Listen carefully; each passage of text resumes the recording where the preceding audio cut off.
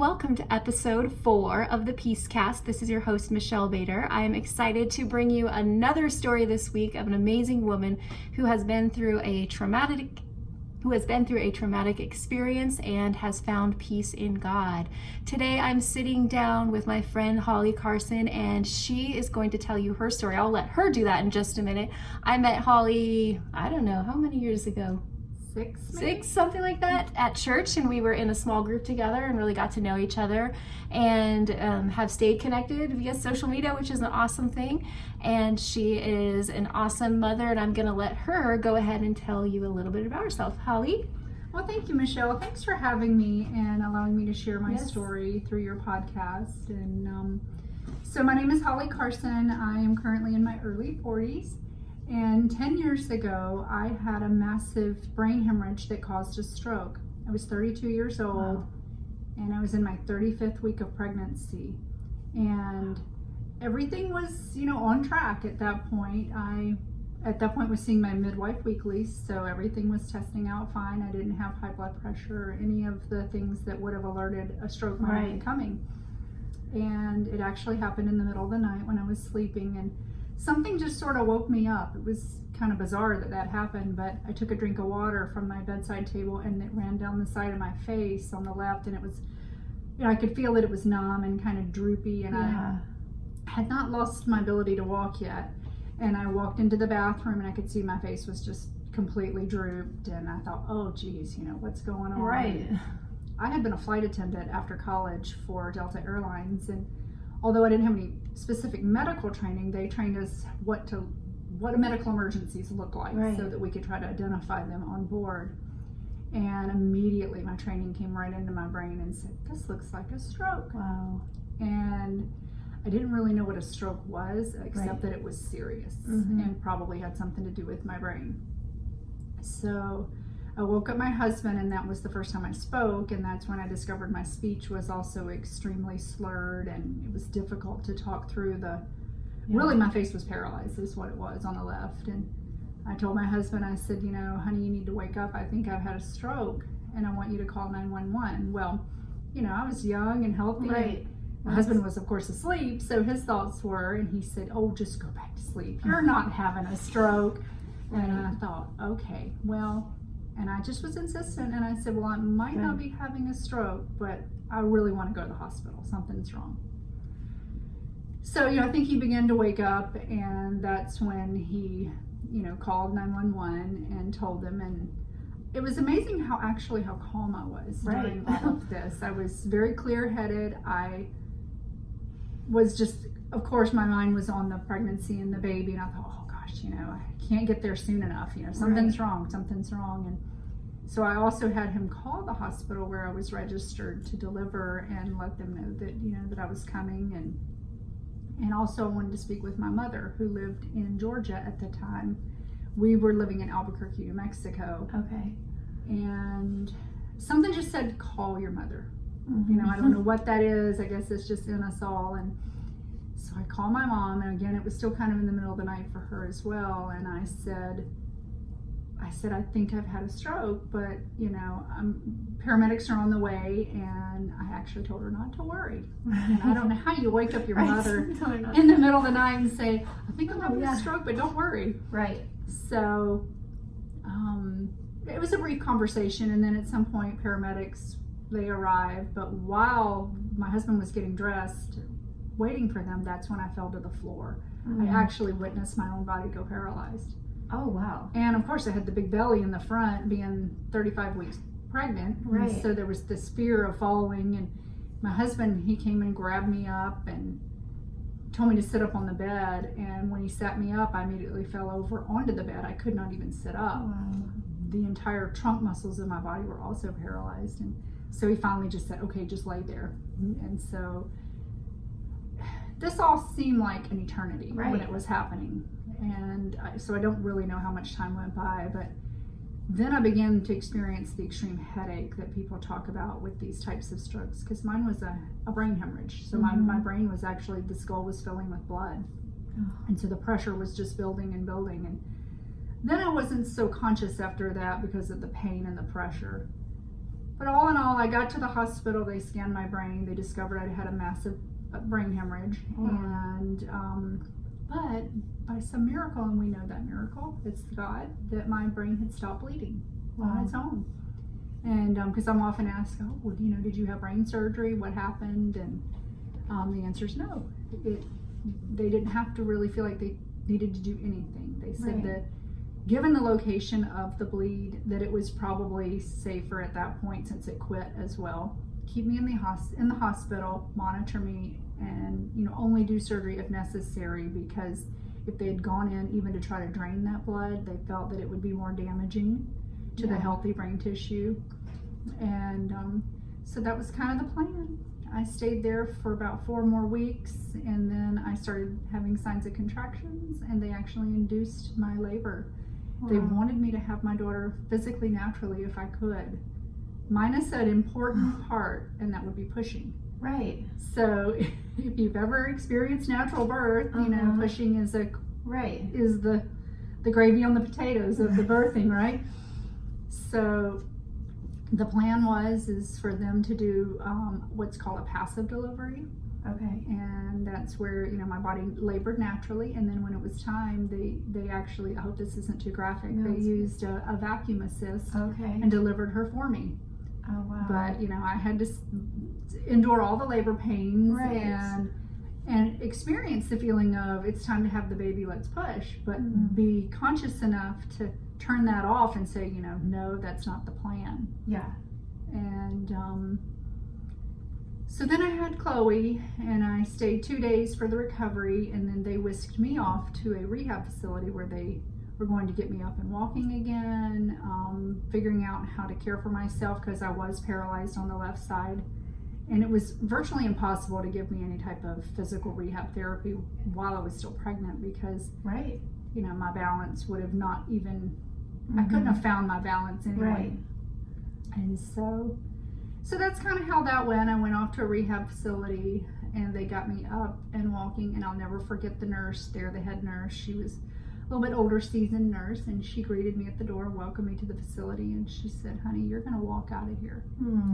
And I can still see her, and just the presence that she gave me, and the warmth, and because they didn't see people like me every day at that age, and so it was a great place. They also kept my room private. They said unless they absolutely had to fill the other bed, that they were going to keep it private for me, given my circumstance of having a newborn, and So where's Chloe at this time after you've given birth?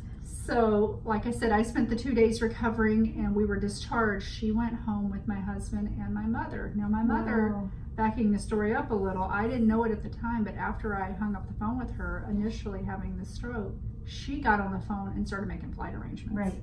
And she spent the whole next day through delays and cancellations, and got herself to Albuquerque. And this was June 23rd of 2009.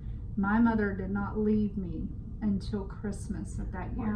She walked away from her business of over 40 years, closed the doors, answered the call, and stayed with us. Amazing. And so when I was discharged from the hospital, Chloe, that's my daughter who's now 10, she went home with my husband, her dad, and my mother, and they, between the two of them, they made it happen. And they brought her to me every day at the rehab facility.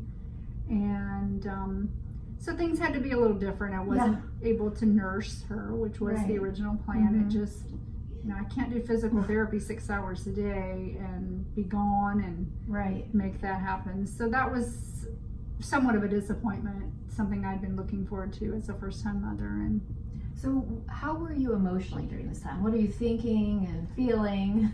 So emotionally, it was all over the place, and some of that was natural emotions, and some of it was also because it's considered a brain injury.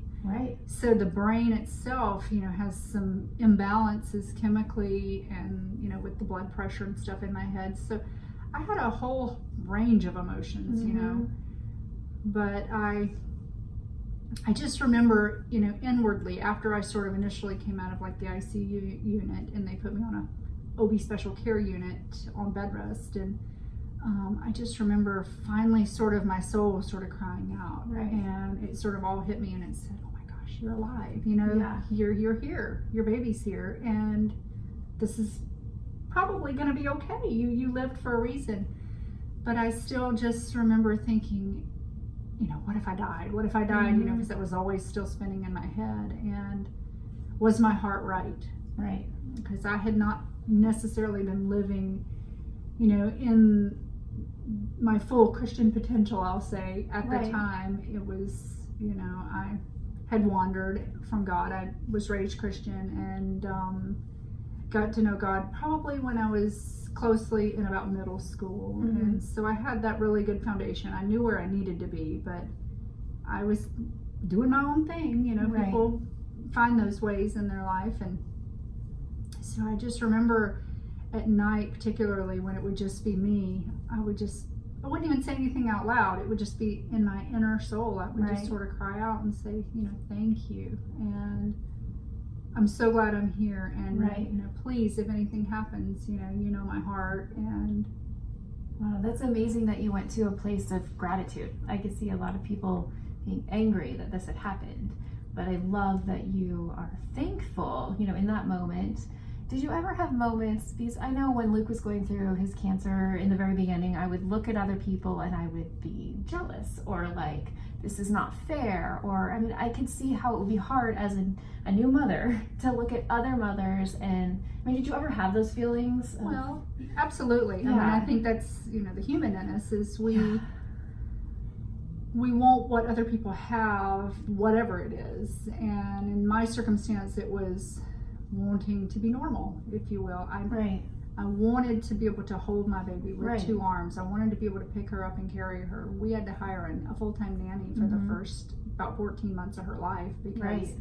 when my husband had to return back to work, I couldn't be left alone with her, which stinks. You know, Yeah. I'm a mother, I'm capable.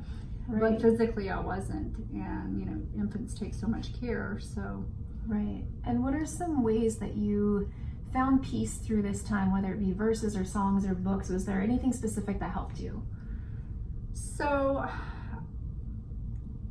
I think that, you know, having the Christian foundation Right. and knowing God and Christ, that I really turned inward a lot, I Mhm. think, and just relied on what I had known. I had went to school for music Oh, and majored in music and in voice particularly, and earned a minor in piano. So I had that foundation, and I wanted to turn back to music to just sort of give my soul therapy. Mm-hmm. And unfortunately, because of the paralysis of my left hand, I had lost the ability to play the piano. And then when I wanted to sing just even little soft nursery rhymes to Chloe as an infant, I discovered that I'd also lost my ability to match Oh. pitch. Oh no. And it was all neurological. A speech therapist Right. had said it can't be physical, even though you probably do have some paralysis there. Otherwise, your speech would be affected. Mm-hmm. So they told me, they said, you know, when you're recovering from brain injury, it's all about repetition. So they said, no matter how bad you sound, just sing your heart out over and over. So over time, I was able to retrain that part of my brain. And I Mhm. found that music all these years has really been a place for me to turn to sort of heal my soul. And I Right. go back to hymns. You know, I was raised singing Oh, okay. hymns in the Baptist church, and my music teacher, we always required us to learn a hymn a week on the piano. So, and you know, hymns are so rooted in the gospel, and they always seem to have a story even behind them about why they were written. So Right. So can you tell the listeners who might not know, so what is your, like, how much did you recover? What of your body recovered after the stroke? So initially, they told my family and myself that given my age at the time and that I was already in, you know, decent physical condition, I wasn't an athlete or anything, but I didn't have any prior physical issues. And they said, you know, you can expect probably to recover all but about 10%. Okay.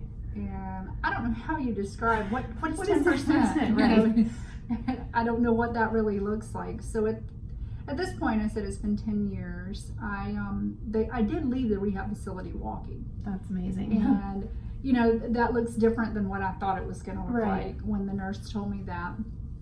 But of course, I was proud of every step, Yeah. and so was my family. I walked out very crudely with a brace on my foot and with a cane in my hand. But I still remember the day that the first physical therapist came to get me out of the bed to walk.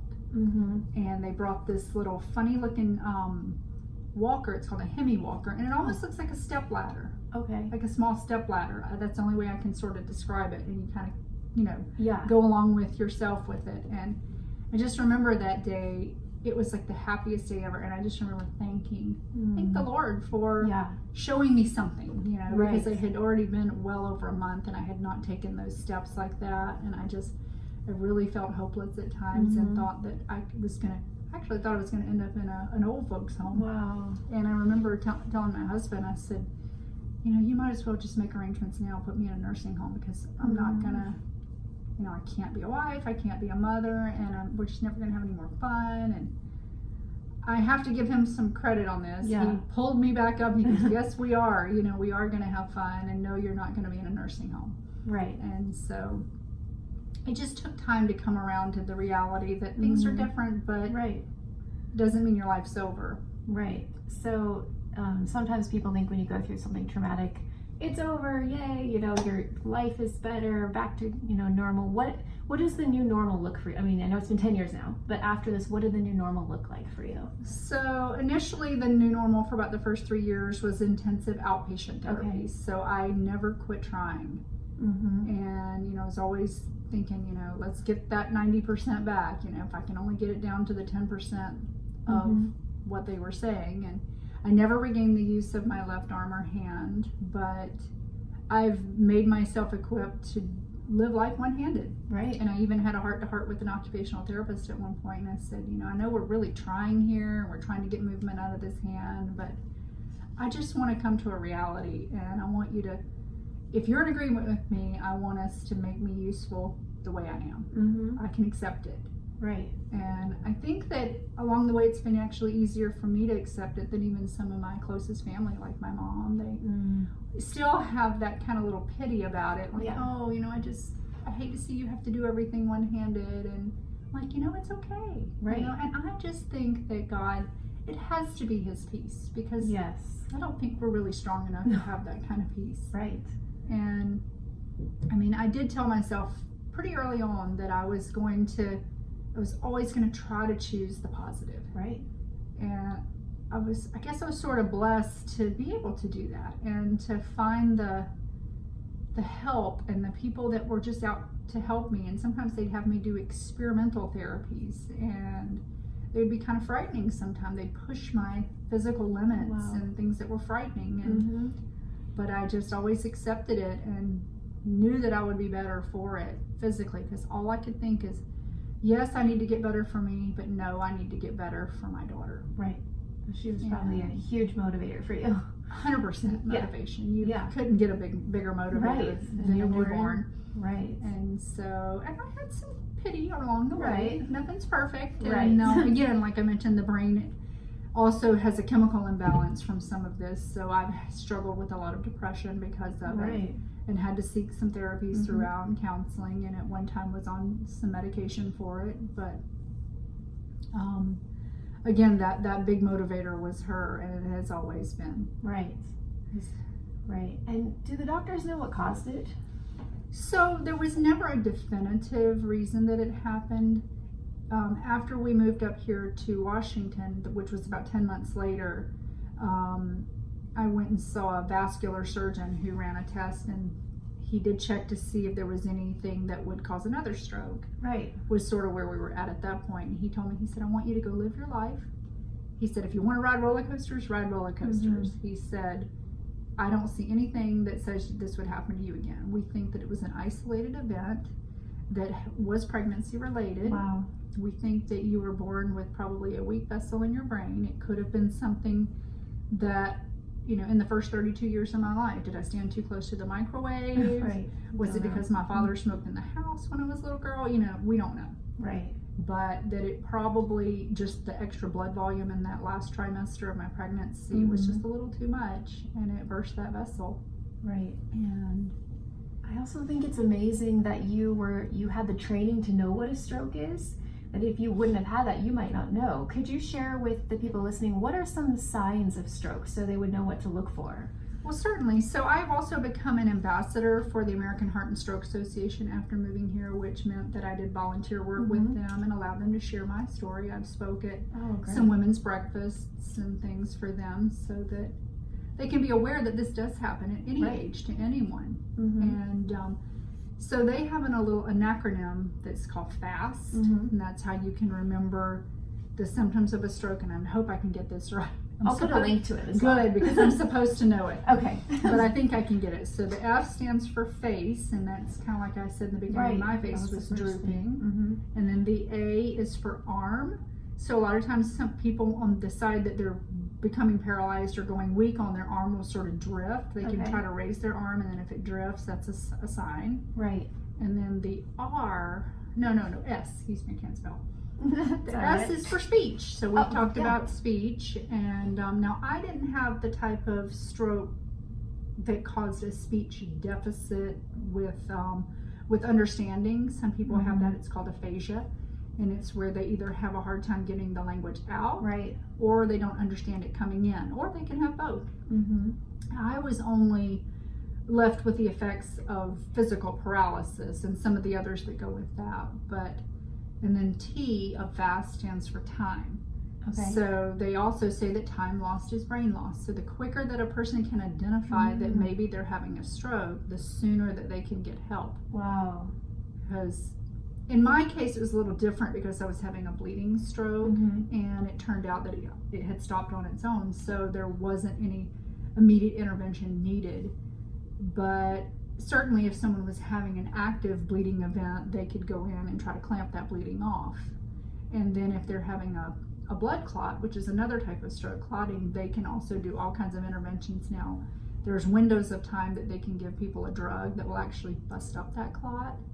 And as soon as the brain can get its blood back, it can stop dying, is really kind of what happens. And of course, the more brain cells you save, the less disability or effects that you're going to have from the stroke. Right. Well, that's great. I will definitely put some links in the show notes so people can do that and, look at that, and that could help save someone's life, just by knowing those things and being aware. Something, we take CPR training, all that. We should know this. I think it should be, more in the general public. What are the signs to look for in a stroke? So thank you for sharing that. So one more thing, what would you say to someone who's going through a traumatic event, not necessarily a stroke, but anything that is all of a sudden your life is altered and you find yourself in this place of like, oh, what is happening? What would you say to someone to, help them find peace and direct them to a place where they could be okay with what's going on? So I think that, it's important to turn to the things that are soul fulfilling or healing. And whether that's getting closer with family, whether it's, finding a hobby, if it's their faith, Christianity, or their other, whatever their, some sort of faith. And as I expressed, music was something for me. And since all of that, I have been able to rejoin community choirs. Oh, good. And have found a way to express myself that way. So that's been very fulfilling for myself. Do you have like a specific, that's kind of putting you on the spot, but a specific song or anything that was like your song when you were going through it, or? So I don't think I had a specific. I don't think I did. I did come across some books throughout the time. They were either recommended by therapists or fellow stroke survivors. There's one called My Stroke of Insight. And it was actually written by I can't think of her technical term. It's just like a brain doctor. I'm just going to go layman on that.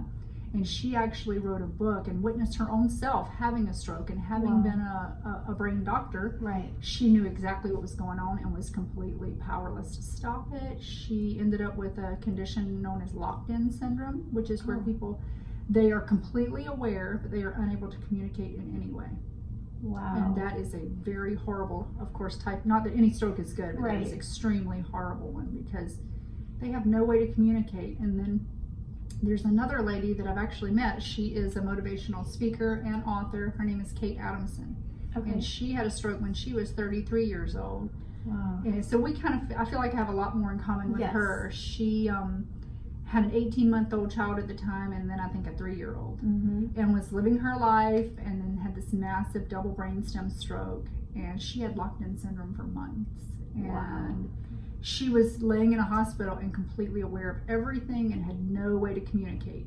They finally figured out that she was still in there, you know, Yeah. and so her husband was her strongest advocate at the time, and he just would not give up on her or allow the doctors to give up on her.